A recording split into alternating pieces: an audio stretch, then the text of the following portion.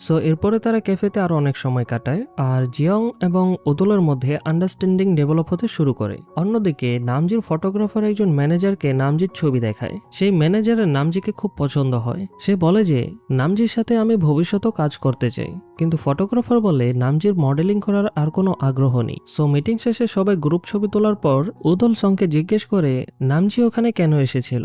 আমাদের নায়িকা সং বলে যে তাদের ব্রেকআপ হয়ে গিয়েছে। তখন উদল বলে সে যেন মিথ্যে না বলে, কারণ সে দেখেছিল তারা দুজন হাত ধরেছিল। তারপর উদল বলে যে ঠিক আছে, তোমরা দুজন ডেট করতে পারো, আমি মাকে কিছুই বলবো না। তখন সং খুব খুশি হয়ে যায়। এরপর সং জিয়ংকে জানায় তার ভাই তাদেরকে ডেট করার পারমিশন দিয়ে দিয়েছে। এটা শুনে আমাদের নায়ক বেশ খুশি হয়ে যায়। এদিকে খাকি ফিঙ্গার আবার ব্ল্যাক ফিঙ্গারের পিছু করতে থাকে। সে তাকে বলে তাকে কিছু বলার আছে, কিন্তু ব্ল্যাক ফিঙ্গার তার কথা শোনে না। তাই সে তার পেছনে তার স্টোর পর্যন্ত চলে যায় এবং তাকে জিজ্ঞেস করে তাকে কি এমন করতে হবে যাতে ব্ল্যাক ফিঙ্গার তাকে পছন্দ করে। সে সময় তাকে মারধর করে তাড়িয়ে দিল। তারপরে সে তাকে মেসেজ করে জানায় সে কেন তাকে পছন্দ করে, তার কারণ যেন এসে জানায়। এটা দেখে খাকি ফিঙ্গার খুব খুশি হয়ে যায়। অন্যদিকে সং আবার তার সমস্ত বিষয় তার বন্ধুদের জানিয়ে দেয়। মীরা বলে যে নামজি খুব তাড়াতাড়ি সঙ্গে কিস করবে। এই কথা শুনেই মাথা মোটা মেয়ে আবার কল্পনার জগতে হারিয়ে যায়। নামজি তার বন্ধু তেনুষের কাছে সাহায্য চায়, যে কিনা আবার অনেক মেয়েদের সাথে ডেট করেছে। সে জিজ্ঞেস করে যে কিভাবে সুন্দর করে কিস করা যায়। তো তেনুষ তাকে 3টি উপায় বলে। প্রথমত সংকে জিজ্ঞেস করে,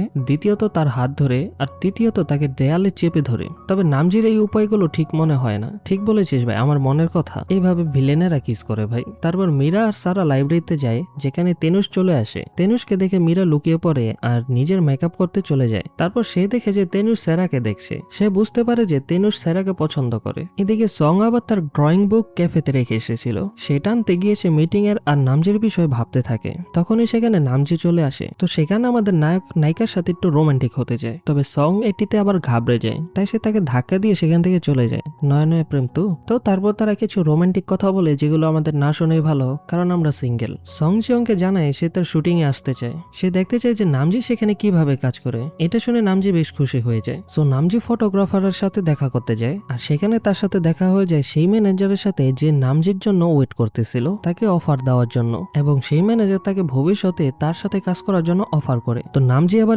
সিরিয়াস ছিল, তাই সে কাজ করতে রাজি হয়ে যায়। এরপর স্কুল শেষে সং নামজির সাথে দেখা করে। বাড়ি যেতেই তার মা তাকে আবর্জনা ফেলে আসতে বলে। সং বলে যে তাকে কেন এই কাজ করতে হবে। সং এর বদলে সে আবর্জনা ফেলতে বাইরে চলে যায়, আর এই সুযোগে তার মাতাকে খোঁটা দিয়ে বলে এখন কি তুই খুশি? সং তখন মন খারাপ করে ফেলে। এদিকে রিন সুনহুকে ইগনোর করতে থাকে, কারণ মিটিং এ সুনহু জিজ্ঞেস করেছিল সুনহুর প্রতি রিনের কোনো ফিলিংস আছে কিনা, এবং রিন বলে যে সে এখন এই উত্তর দিতে পারবে না। ঠিক তখনই তার এক্স বয়ফ্রেন্ড সেখানে চলে আসে। রিন এবং সুনহু দুজনে অবাক হয়ে যায়। অন্যদিকে সংকে তার বান্ধবীরা রেডি করে দেয়, এবং এখানে দেখা যায় মীরা এবং সারার মধ্যে একটি কোল্ড ওয়ার চলতেছে। শুটিং এর সময় নামজি খুব নার্ভাস ফিল করতেছিল। এমন সময় সং সেখানে আসে। নামজি তাকে বলে তুমি এখন চলে যাও, আর কিছুক্ষণ পরে আসো। তবে তখনই সেখানে শুটিং শুরু হয়ে যায়, আর মডেলরা বাহিরে চলে আসে। তারা শার্টলেস থাকে, আর নামজি চায় না যে সং তাদের দেখুক, তাই সে তার মুখ অন্যদিকে ঘুরিয়ে দেয়। সে বলে যে যখন তার ফটোশুট হবে তখন সে যেন শুধু তাকেই দেখে। এরপর নামজি তৈরি হয়ে আসে, আর সং তাকে দেখে অবাক হয়ে যায়। সে ভাবতে থাকে এখানে নামজি কতটা আলাদা, তাকে খুব হ্যান্ডসাম লাগছিল। সং তাকে দেখতেই থাকে। এদিকে রিন তার এক্স বয়ফ্রেন্ডের সাথে দেখা করতে আসে। তার এক্স বয়ফ্রেন্ড তাকে বলে যে এখানে সে শুধু তার জন্য ফিরে এসেছে, আর এই সমস্ত কিছু দূর থেকে সুনহু দেখছিল আর কষ্ট পাচ্ছিল মনে মনে আর কি। স্টুডিওতে আমরা দেখতে পাই সং বাহিরে বসেছিল, এবং সে চিন্তিত ছিল সে বাহানা বানিয়ে কিভাবে বাড়িতে যাবে। তো কোনোভাবে সে নামজিকে বিদায় জানিয়ে সেখান থেকে চলে যায়। এরপর খাকি ফিঙ্গার তৈরি হয়ে ব্ল্যাক ফিঙ্গারের সাথে দেখা করতে যায়, আর সে তাকে জানায় যে তাকে পছন্দ করার কারণ একটাই, সে তার প্রতি আকর্ষণ ফিল করে এবং তার অ্যাটিটিউড তার কাছে খুব ভালো লাগে। অন্যরা এ ব্যাপারে কিভাবে সেটাকে সে পরোয়া করে না। তো এখানে তাদের মধ্যে আরো কিছু কথোপকথন চলতে থাকে, এবং এইদিকে রিন সনহুকে ডাকে তার সাথে কথা বলার জন্য। তারা ডিনার করতে যায়। সেখানে সনহু অদ্ভুত আচরণ করছিল। সনহু বিরক্ত হয়ে সেখান থেকে যেতে শুরু করে। তখন রিন তাকে আটকায়। সনহু বলে যে সে কি সত্যি ডেট করছে নাকি তার অনুভূতির সাথে খেলছে। এই সমস্ত কিছু সেই এক্স বয়ফ্রেন্ডের জন্য বিরক্ত হয়ে তাকে বলে। এদিকে রিনও এগুলোই ভাবছিল সে কি অজান্তে সনহুকে ধোকা দিচ্ছে কিনা। অন্যদিকে সং ভাবছিল যে নামজি তার দুনিয়াতে কতটা খুশি থাকে এবং কতটা পারফেক্ট, আর সং তার সামনে কিছুই না। আর এই সমস্ত কিছু ভাবতে ভাবতে সে নামজিকে ঘৃণা করতে শুরু করে। আর এমন সময় তার আত্মমর্যাদা তার সামনে চলে আসে। এর অর্থাৎ হলো সং আবার দুর্বল হয়ে গিয়েছে এবং সে নিজে ডিসাইড করতে পারতেছে না সে কি করবে। এরপর নামজি আর সং কথা বলছিল, কিন্তু তার কাছে মনে হয় সং তাকে কেন জানি ইগনোর করছে। এতে আবার তার বন্ধুরা তাকে উল্টাপাল্টা বোঝানো শুরু করে। তারা বলে যে সং হয়তো অন্য কাউকে পছন্দ করতে শুরু করেছে, তবে আমাদের নামজি বলে যে না, সং এমন না। এদিকে স্কুলের পর মীরা আবারও সারাকে ইগনোর করতে শুরু করে। তখন সারা তাকে জিজ্ঞেস করে সে তার সাথে এরকম কেন করছে। উত্তরে মীরা বলে যে সে তেনুজকে পছন্দ করে আর তেনুজ সারাকে পছন্দ করে, যেটা তার একদমই ভালো লাগছে না। তখন সারা ক্লিয়ার করে দেয় যে সে তেনুজকে কখনোই পছন্দ করবে না বা ডেট করবে না, তাই তার এই বিষয়ে চিন্তা না করাই ভালো। তারপর সারা জানায় যে সে তার মায়ের কাছে জার্মানিতে চলে যাচ্ছে। এই কথা শুনে আবার দুজনের একটু মন খারাপ হয়ে যায়। এদিকে নামজি আবার সং এর সাথে দেখা করতে চায়। তার কাছে মনে হয় সং তার সাথে অদ্ভুত আচরণ করছিল। সং আবার তার ভাইয়ের সাথে বাসায় ফিরছিল। তাদের দেখে নামজি সেখানে চলে আসে। তার মনে হয় যে সংকে হয়তো ছেলেটা তাকে বিরক্ত করছে। সে সং এর ভাইকে বলে সে যেন তার থেকে দূরে থাকে, কারণ নামজি তার বয়ফ্রেন্ড। সং তখন তাকে জানায় যে এটা তার বড় ভাই। তখন আমাদের নামজি তারার মতন সোজা হয়ে যায় এবং তার সাথে খুব ভালো আচরণ করতে শুরু করে। তারপর সং তাকে সেখান থেকে নিয়ে যায় এবং তার উপর রাগ করে বলে এখন তার ভাইকে সে কি জবাব দেবে। নামজি বলে যে তার কারণে কি সে বিব্রত বোধ করছে। সং তখন জিজ্ঞেস করে সে এখানে কেন এসেছে।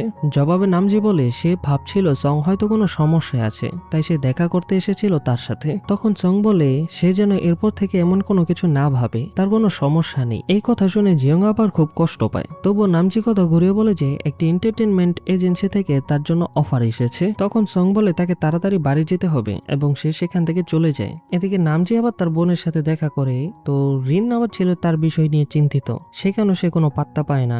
সং আবার তার বান্ধবীদের সাথে তার অনুভূতির কথা জানায়। সে বলে যে সে ভাবছে নামজির সাথে হয়তো ব্রেকআপ করে নেবে, কারণ নামজি একজন অ্যাক্টর হতে চায় এবং সং চায় না তার কারণে সে পিছিয়ে থাকুক। পরদিন মিটিং এ সং নামজির সাথে কথা বলতে চায় না। নামজি তাকে জিজ্ঞেস করে সে তাকে ইগনোর কেন করছে। তো জিয়ং তাকে জানায় সে কোনো অ্যাক্টর হবে না। এটা শুনে আবার সং রেগে যায়। সে বলে এসব তার কাছে কতটা সহজ, এমন সুযোগ সব সময় আসে না। এটি বলে সে সেখান থেকে চলে যেতে থাকে। কিন্তু নামজি তাকে জিজ্ঞেস করে যে কোনো একটা বিষয় তাকে চিন্তায় ফেলে দিয়েছে এবং সংকে জিজ্ঞেস করে সে কি তাকে বিশ্বাস করে না। তো কথা বলতে বলতে এক সময় জিয়ং সং এর কাছাকাছি চলে আসে এবং তাকে কিস করার চেষ্টা করে, তবে সং সেখান থেকে পিছিয়ে যায়। তখন নামজি খুব হার্ড হয় এবং সেখান থেকে চলে যায়। এদিকে মিটিং এর মধ্যে রিন এবং সোনহো দুজনে অদ্ভুত আচরণ করতেছে। তখন ব্রাউন ফিঙ্গার আর খাকি ফিঙ্গার সোনহোকে ড্রিঙ্কস করতে নিয়ে চলে যায় আর ব্ল্যাক ফিঙ্গার এবং পিঙ্ক ফিঙ্গার নিয়ে যায় রিনকে এবং তারা তাদের সমস্যাগুলো শেয়ার করতে থাকে। এরপর তারা অতিরিক্ত ড্রিঙ্কস করে নেশাগ্রস্ত অবস্থায় বাড়ি ফিরছিল।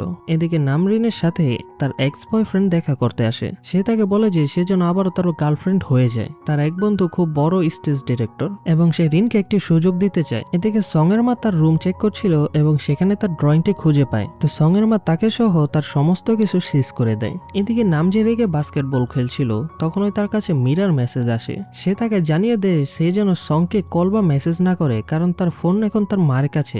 এরপর সং এর বাবা বাড়ি চলে আসেন। তার মা এসে তাকে বলেন যে তার বাবার সামনে যেন ড্রয়িং এর বিষয়ে কথা না তোলে। তো ডিনারের সময় সং সাহস জুটিয়ে তার বাবাকে বলে যে তার সাথে কিছু কথা আছে, তবে তার বাবা বলেন যে পরে তার সাথে কথা বলবে এবং তার বড় ভাইয়ের সাথে কথা বলতে শুরু করে। তখন সং রেগে যায় এবং বলে এইভাবেই তাকে সবসময় ইগনোর করা হয়। তখন তার ভাই বলে যে আগে আমরা সং এর বিষয়টা শুনি। এরপর ডিনারের পর সং ড্রয়িং করার পারমিশন চায়, তবে তার বাবা তাকে না করে দেয়। এরপর সং এর মা তাকে এসে বলে যে সং সবাইকে বিরক্ত করছে, এখন কি সং খুশি। অন্যদিকে নামজি আবার তাদের বাড়ির বাইরে দাঁড়িয়েছিল।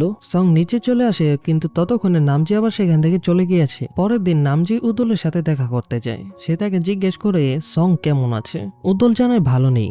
তখন নামজি তাকে ফোন নাম্বার দিয়ে দেয় এবং তাকে বলে যদি কোনো সমস্যা হয় তাহলে সে যেন তাকে কল করে। বাড়ি ফিরে উদুল নিজের ফোনটা সংকে দেয় যাতে সে নামজির সাথে কথা বলতে পারে। সং ভাবতে থাকে সে কি নামজির সাথে কথা বলবে কিনা। তখনই সেখানে তার বড় ভাইকে দেখতে পায়। সে ক্যামেরা দিয়ে কিছু শুট করছিল। সে বলে সং যেন এসব তার মাকে না জানায়। তাদের আবার দূর থেকে নামজি দেখছিল।